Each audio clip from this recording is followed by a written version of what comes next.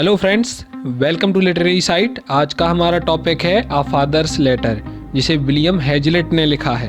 इस टॉपिक को हम एक लेटर की तरह पढ़ेंगे जिसे एक फादर ने अपने सन के लिए लिखा है।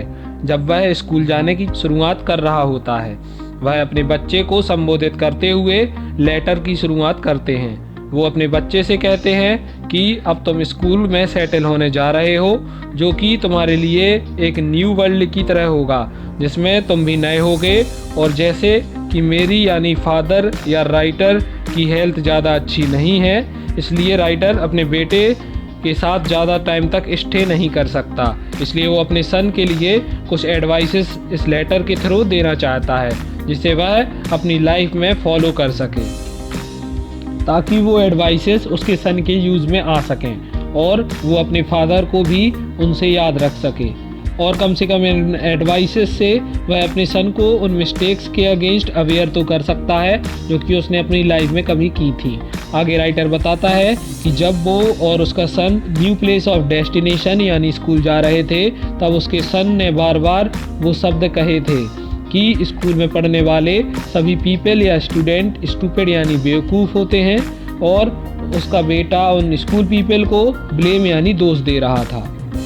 इसके बाद हेजलेट इस लेटर में एक कहावत को ऐड करते हैं, it is a good old rule to hope for the best, यानी हमें हमेशा अच्छे की कामना या आशा करनी चाहिए और हमें हमेशा चीज़ों में उनकी गुडनेस या अच्छाई को खोजना और देखना चाहिए। चाहे वो चीज़ें हमें अच्छी ना मिलें या उनमें कोई अच्छाई ना दिखे, हम उन गलतियों या बुराइयों को बदल नहीं सकते।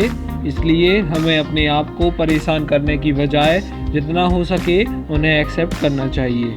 राइटर आगे कहते हैं, उनके सन ने कहा था कि उसे वो स्कूल बिल्कुल भी पसंद नहीं आएगा जहां वो लोग जा रहे हैं। उसकी वो बात बिल्कुल गलत थी, क्योंकि रियलिटी में वो अपने घर को छोड़कर नहीं जाना चाहता था। अब राइटर कहता है कि तुम स्कूल के बारे में बिल्कुल बुरा भला नहीं कह सकते जब तक तुम खुद वहां जाकर नहीं देखते, या बिना स्कूल जाए तुम स्कूल को नापसंद नहीं कर सकते। आगे राइटर गैस करता है कि उसका बेटा पहले से ही ये मानकर बैठा हुआ है कि इसको स्कूल पसंद नहीं आएगा। आगे राइटर एक सजेशन देता है कि तुम्हें हमेशा बुरे की कल्पना नहीं करनी चाहिए, क्योंकि हमेशा ऐसा नहीं होगा कि जैसा तुम सोचते रहे हो, और अगर तुम वैसा ही करोगे तो वो चीज़ जैसी है उससे भी बदतर हो जाएगी, फिर तुम चाहे कितनी भी मनमानी क्यों ना कर लो। राइटर आगे अपने बेटे से कहता है कि स्टार्टिंग में तुमने अपने क्लास फेलोज़ के ऊपर ज़्यादा ध्यान नहीं दिया और ख़ुद को उनके अगेंस्ट सेट करने में लग गए, क्योंकि वो सब तुम्हारे लिए स्ट्रेंजर्स थे। वो तुम्हारे बारे में उतना ही कम जानते थे जितना कि तुम उनके बारे में जानते हो। शायद यही एक कारण है जिसकी वजह से वो सभी तुमसे नहीं जुड़ पाए। जिसमें तुम्हें भी परेशानी हुई है, तुम्हें कभी दूसरों के साथ प्रेजुडिस यानी पक्षपात करने की कल्पना तक नहीं करनी चाहिए, क्योंकि तुम उनके बारे में कुछ नहीं जानते।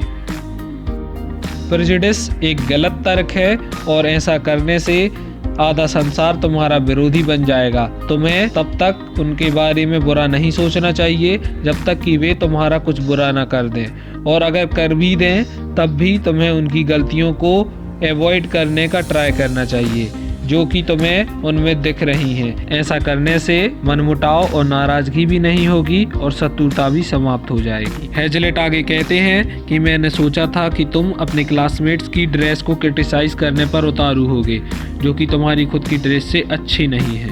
तुम्हें कभी किसी से उसकी पुअर्टी यानी गरीबी की वजह से घृणा नहीं करनी चाहिए। वो कहते हैं कि तुम खुद दिखावा तो कर सकते हो जिससे कि तुम दूसरों के आइडियल स्नीयर्स से बच सको, पर तुम्हें दिखावे को खुद पर हावी नहीं होने देना है। तुम्हें कभी भी उन वल्गर प्रेजुडिसेस का हिस्सा नहीं बनना है, और तुम्हें कभी भी किसी से डिस्पाइस यानी घृणा नहीं करना है। अगर तुम्हें किसी का बुरा कहने में अच्छा लगता है, अर्थात तुम उसके फेलिंग्स और मिसफॉर्च्यून्स पर खुद को बधाइयाँ देते हो और ग्लैड फील करते हो, तो दूसरों के लिए इन्फीरियरिटी की ये फीलिंग वाकई एक पेनफुल फीलिंग है और ये अच्छी बात नहीं है। तुम्हारी कंप्लेन थी कि बॉयज़ तुम्हारे ऊपर हंसते हैं और तुम्हारी केयर नहीं करते।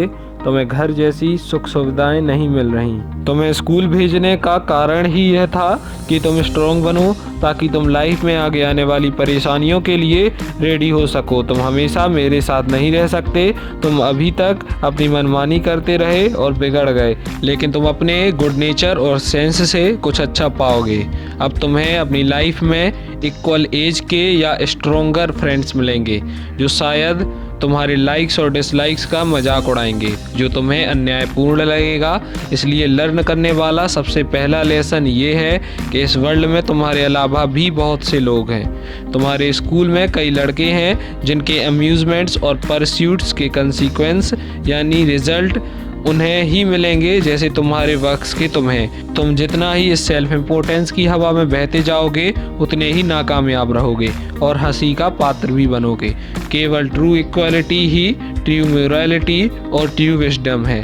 तुम हमेशा ये ध्यान रखना कि तुम औरों में से एक हो और सोसाइटी से अलग होना कठिन है। अपने पिता के घर में तुम अपनी मनमानी करते थे, पर अब तुम्हें अपनी लाइफ में हर टर्न में कॉम्पिटिशन्स मिलेंगे। तुम एक राजकुमार तो नहीं हो जो मिलियंस पर रूल करेगा। तुम बस एमिकेबली या पोलाइटली अपने फेट की हेल्प से कुछ डिफरेंसेस को सेटल कर सकते हो, जैसा कि तुम अपने स्कूल में अभी देख रहे हो। आशा करता हूँ कि तुम हर सिचुएशन के हिसाब से खुद को ढाल लोगे। इसके साथ ही हेजलेट अपने इस लेटर की एंडिंग योर अफेक्शनेट फादर लिखकर करते हैं। इस लेटर में हेजलेट ने अपने बेटे को गुड मैन बनने के पथ पर गाइड किया है। यह वीडियो बस यहीं तक थी। अगर आपको ये वीडियो पसंद आई हो तो इसे लाइक करना और शेयर करना ना भूलें। Thank you.